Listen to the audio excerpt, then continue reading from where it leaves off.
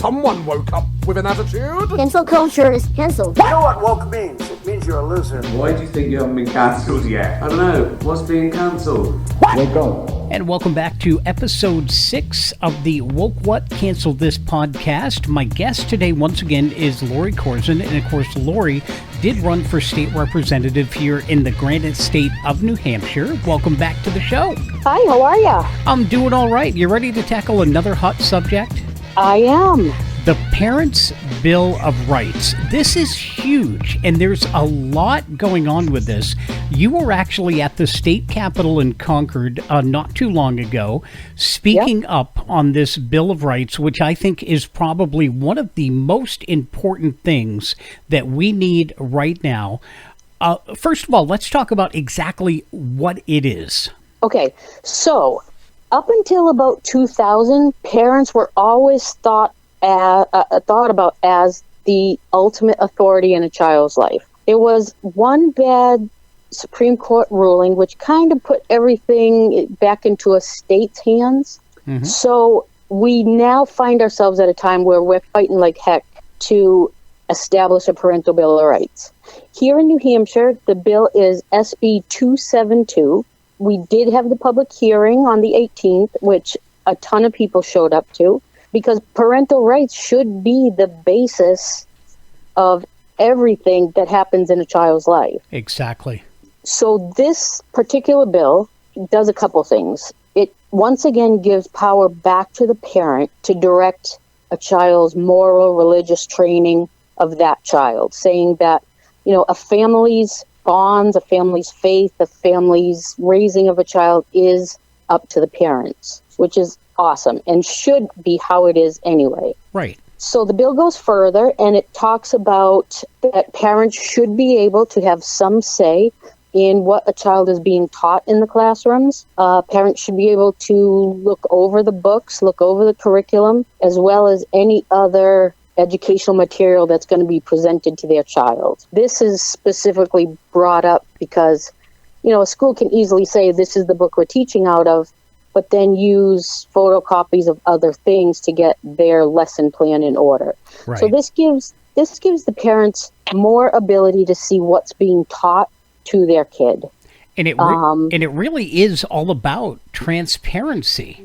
That's honestly, in a nutshell, that's exactly what this bill is. It's about transparency. It's about being able to trust the public school system with your child and know that when you send your child there, they're going to treat the child the way that, you know, they're not going to overstep their bounds. They're not going to step on a parent's toes. They're going to work with parents to do what's in the best interest of the child. And this really is important right now, especially with everything going on in the schools, because every time I turn on the news, there's literally something new happening. I just did a podcast that I included the middle school fight clubs. I'm like, seriously? Yes, and I just saw that. Yeah, and I was reading another article about this middle school teacher that they did this assembly with students, and they had each teacher and students licking this cream off of plexiglass, almost like they were licking it off of each other. Yes. And I'm just sitting there cringing, thinking, dear God, is this what our education system has become? Absolutely. See, the problem here, and this is what I heard at the state capitol on the 18th, is that the school believes that they are the experts. So they are doing what's in the best interest of the child. Whereas, you know, parents who might not have the education of these teachers, they just don't understand, or they just don't know. What needs to happen is we need to become a team again. Right. With parents having the ultimate authority. You know, school and teachers, they should be able to, you know, make recommendations. They should be able to, you know, tell us their view or whatnot, but they should never be able to lie to a parent about their own child. And that's what's happening. It really is crazy. You know, what I heard in the State House is that, you know, parents are teachers know more. They're the experts. They have the initials after their name. So they should make the decisions. I believe that to a point because, yes, they do have the degree. They did go to college, at least hopefully they did. Yes. And they have that education degree that they are there to teach your children education, but education should go only a certain way. It shouldn't be Absolutely. based on opinion. It should be based on fact. It should be Yes. based on books such as history, math, reading, all that Yes. stuff. Life lessons, not Yes. on what they should be calling their child or helping them transition or anything along that line. Absolutely. The health and welfare of a child should be left to the parents and the parents alone. Absolutely. So a lot of the people who are against this bill, they want to be the experts. They make it sound like, everybody in the schools only have the best intentions for the students. They want to rely on the one or two cases of parents where, they have disowned their kid, or they have, verbally abused their kid, but you know what? Just like one or two bad parents can't spoil all parents, it's the same with the teachers. In general, I have to say our teachers are awesome. They go out of their way to teach our kids.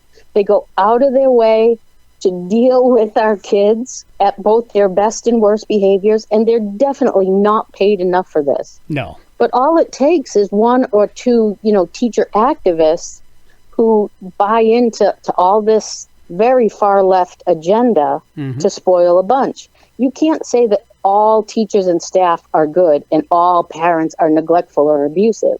Exactly. The truth is, it all ends up somewhere in the middle. And that's why we need to come back together to be able to form this team. We really do. And I think the way the world is going now, especially the U.S., it's so one-sided that people have forgot what it's like to be in a team, to work together. We've got Yes. each sides of the aisle fighting against one another. Nobody can agree on a middle ground. It's going to be one way or the other with no in-between whatsoever. And who is ultimately suffering with something like this? The kids. Absolutely. The kids are going to school every day. And I remember back in the 80s when I went to school, there was enough pressure. But now, oh my God, I could Yes. not go back and redo school over again. I just couldn't do that. Absolutely. They don't make enough pills at all to handle Absolutely. exactly the depression, the anxiety, and everything that goes along with it. But they, the parental rights bill goes in so many different ways. The transparency, that is a big thing. Also, how schools spend their money. Absolutely. Where is the money going? Is it going to protect the kids? Is it going for stupid stuff? Because we all know the government loves to just waste money. Absolutely. So, and this would actually be a really good thing for the government, too, transparency for them, if we could get Yes. them to go along with it. Yes. But if I'm not mistaken, it would also set up whether a school allows transgender girls or boys to use the restroom, changing rooms, anything like that, which is another big thing that parents should know. Yes, absolutely. So just in Loudoun County, I believe, this is not specific to New Hampshire, I should probably say that, or to any one school district. But in Loudoun County, there was a case where a transgendered female was allowed to use the female restroom. Mm-hmm. The transgendered, okay, I'm just going to simplify this. The boy using the women's restroom actually raped and sexually assaulted a girl. Seriously? Seriously, you need to look it up. It's Loudoun County, and yes. So, long story short, the parent of this girl went to the school board meeting and made this completely public. He was pissed. Rightly so. He was pissed. I would be. Yeah, I would absolutely be. I would be all over that school board in a hurry. Yep. So that school board out and out, flat out denied that it happened, saying they had no record of it, saying that it never happened. And the father was actually dragged out of the school board meeting by police. Wow. Well, come to find, in the end, the the male student portraying herself as a female was moved to a different school district. But what happened is people got a hold of the story and they looked into it, and the school board knew that this had happened, and that's why this male child was moved. It gets even worse. So this one student who had already sexually assaulted a girl in a female bathroom did the same exact thing at her new school, or at his new school. So now you have two girls who were sexually assaulted in a school bathroom because of this whole transgender rights issue, which once again is making the world worse for women. It doesn't make sense. Please look it up, because nothing I'm saying here is untruthful. Nope. It's just ridiculous. And all of this information is up on the internet. This is all based on fact. And we do have a lot of opinions, which the last time I knew in the U.S. we were allowed to have. But the way things are going now, it absolutely makes me cringe, because parents should be able to see everything going on at the school. The school should be transparent, just as if it had a case of bullying or anything along that lines. There should be no cover-ups. The facts are the facts. They happen. These things are not being made up. Absolutely. And parents have a right to know. I mean, this is another one of the issues that this bill is calling for: transparency and nothing but honesty from the school, which they have not been. Right.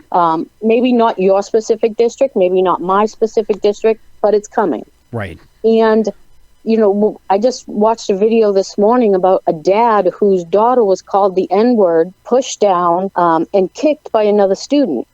And this girl was told not to tell her parents. Seriously? Seriously. Oh my God. Again, the dad is pissed. Yep. Rightly so. So, and when they went and asked the school officials about it, they said, well, we were going to take care of it, you know, in-house. Sure they were. You know what? In-house or not, that parent deserves to know what just happened to his little girl. Yep. You know, I mean, so the transgender community has really latched on to the Parental Bill of Rights, and they are taking it as a slap in the face against them. It isn't everybody, though. I mean, it doesn't matter if we're talking about blacks, whites, Asians, race, anything.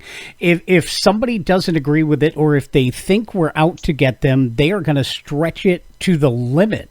Absolutely. And then everybody has to be the victim nowadays. Exactly. You know, too many chiefs, not enough Indians.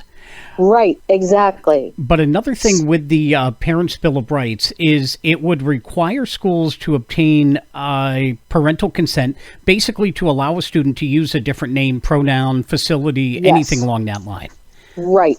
So the theory there is that if a child feels safe enough at school to come out of the closet and want to use different pronouns, different, you know, admits that they're transgender, that they should be allowed to do that. They don't take into account the fact that once a child comes out as LGBTQ, whatever it is now, that child is now at a much significantly higher risk of suicide. Now, here's the problem in not telling the parents, is that parent now has a child who is at a significantly higher risk of suicide. And where do suicide generally happen? Are they happening within the school building? Nope. Or are they happening in the child's free time at home? So a child can be using his, her pronouns, they, them, their, whatever, at school, but when they come home and they're sitting in their room alone, nobody's there to support them. Nobody's there to know that they are at a higher risk of suicide.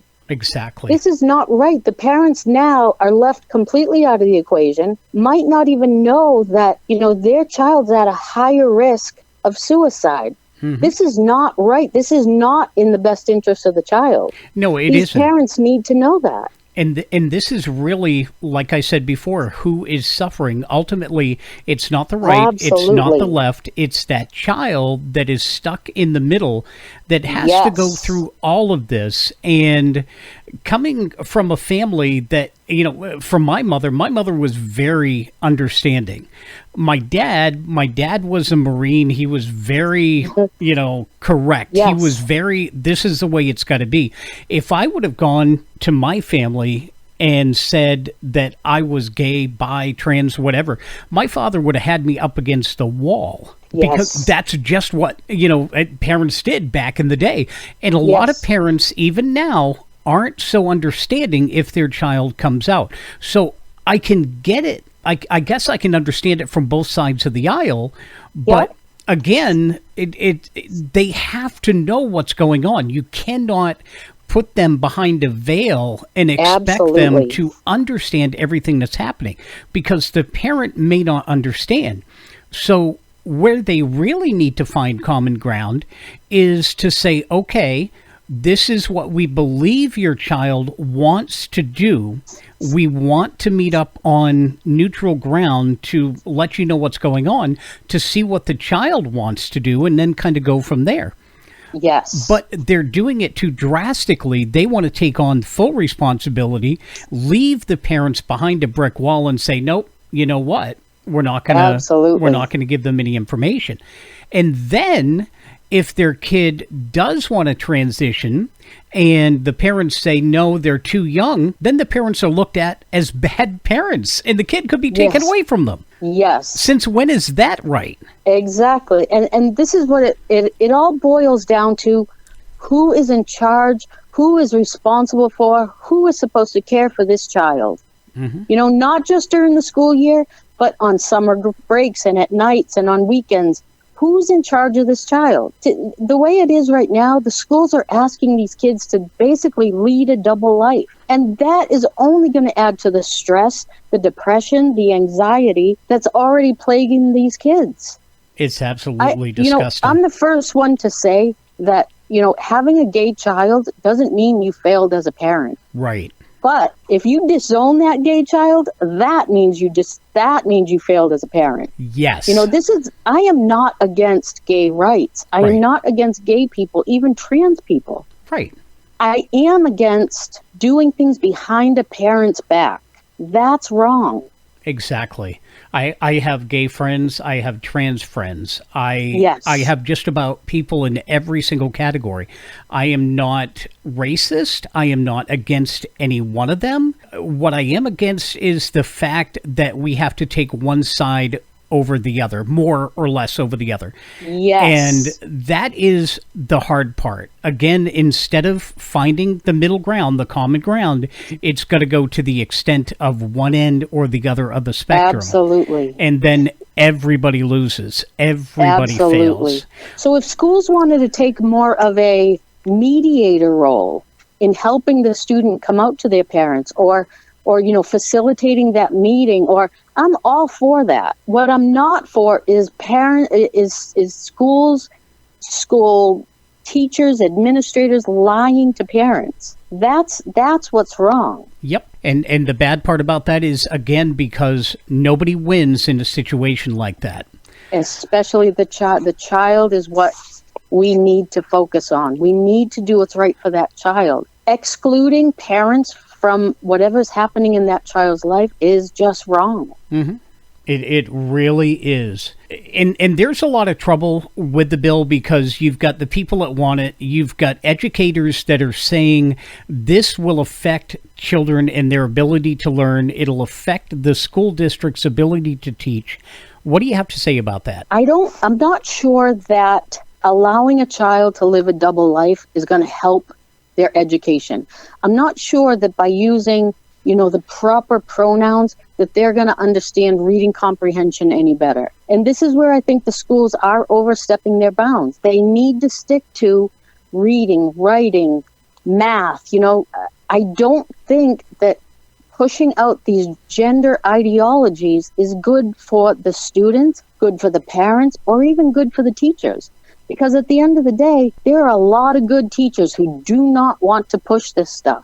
Right. There are teachers who are actually leaving the teaching profession when they're told they have to lie to a parent. Well, we don't hear that on the news because that's not talked about. Right. But there are teachers who have left the profession because their administration, their school district, is asking them to lie to parents. Sometimes these parents and these teachers, they have a relationship outside of school. These are our neighbors, and they care about our kids, and they don't want to lie to the parents. Nor should they. Exactly. But these groups who are lobbying just to be able to lie to parents, it's ridiculous. And the sad part about it, again, the child is the one that ultimately is going to suffer. Absolutely. So where do we stand right now with the bill? What's it doing? So we had the public hearing on the 18th. It's going to go before the House. I heard it's going to be early May, but according to the website, it looks like it's later May. And that's when it will either be adopted or left out to dry. We were told when we were there on the 18th that Governor Sununu will not veto the bill. He will sign it if it passes the House. So that's huge because he has in the past vetoed it. Right. So we're on a good path. We have to help these Democrats. One thing I need to say is this bill is overwhelmingly supported by the constituents here in New Hampshire. Most, if not all, parents want this bill. It's generally the lobbyists, it's the teachers' unions, it's these people who have little to no contact with the actual kids who are pushing this. Isn't it funny how that happens? It is. So, we're begging the Democrats, do not vote party line on this. Vote for what your constituents want. Vote for what the parents in your district want. That's what it's going to come down to. If they continue to hold the line, then you will see all Democrats vote against it. If we can get just a few of the Democrats to vote what their people want, we can pass this bill, and we can be on our way to creating that team where we're doing what's best for the child. And that's really the most important part right there. It's not whether you're Republican. It's not whether you're Democrat. It's not whether you're straight, gay, or whatever. Absolutely. It's what is best for the child. And we've got so far away from that we really need to start looking back at core values, at understanding where we came from and what we're doing to these poor kids. Because, Absolutely. Like I've said before, I would be scared to death to raise a child in this world right now. And it's scary. It is. And we really need to stop catering to one side or the other and start looking for the greater good of society. Absolutely. And this bill would allow that. Back in the day, we got called into school. We were told everything that our kids were doing. Right. If they were... The good and bad. The good, bad, and the ugly. The good and the bad. We used to have parent-teacher conferences. Do they even do that anymore? They do. Okay. But again, there are certain things they feel like they're supposed to withhold from the parents. And that's what we need to go back to not doing, is withholding information, because that is not going to help out anybody. Yes, absolutely. All right, Lori. Well, it's been another great podcast. Thanks so much for coming back on. Hey, thank you very much for having me. I appreciate it, and I am sure, and I can feel it in my bones, I'm sure we're going to be getting together again soon. Sounds good. Sounds like a plan. Thank you so much. Once again, that was Lori Korzen. She ran for state representative here in New Hampshire. This has been episode 6 of the Woke What Cancel This podcast. Remember, do the research yourself. Our views, our opinions are ours and ours alone. They are based on facts. All of the facts can be found by simply Googling the information. Educate yourself on the subject. And of course, if you have something you'd like to talk about and would like to be a guest on the Woke What Cancel This podcast, email me directly, WokeWhatCancelThis@yahoo.com. Search for us on Facebook, search for us on YouTube, and remember, stand up for your rights. Stand up for the freedom of speech. That's what we do. That is the American way. Till next time.